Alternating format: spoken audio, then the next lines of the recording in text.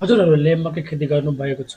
मकै बालीमा लाग्ने किराहरू मेजस्टिक बोरर, व्हाइट गरम, वायर वर्म, फल आर्मवर्म जसलाई खोजी किरा पनि भनिन्छ। यीमध्ये सबैभन्दा क्षति गर्ने भनेको फल आर्मवर्म खोजी किरा। त्यसलाई कसरी चिन्ने?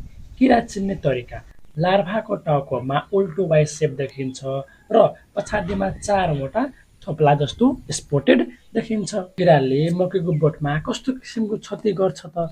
लार्भा अवस्थाले मकैको पात, गुब, धान चामडा र जुङ्गा, घोगा तथा डाँठमा समेत क्षति पुर्याउँछ। यो किराको लार्भा पातमा झुन्डमा अन्डा पार्छ र सुरुवाती चरणमा पात कोत्रेर खान थाल्छ र कलिलो अवस्थामै मकैको गुबाभित्र प्वाल पारी भित्र जान थाल्छ। अब किरा त लागिसक्यो, क्षति पनि गरिसक्यो, त यसलाई कसरी व्यवस्थापन गर्ने?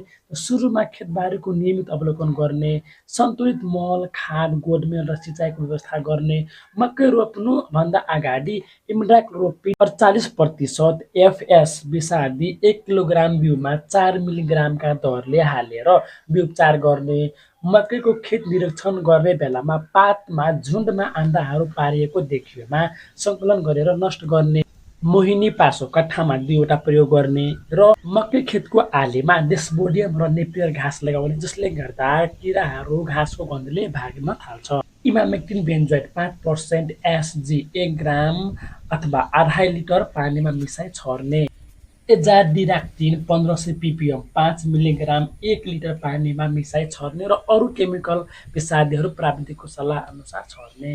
यदि किरा घोगामा लागेको छ भने विषादी नछर्ने। धन्यवाद।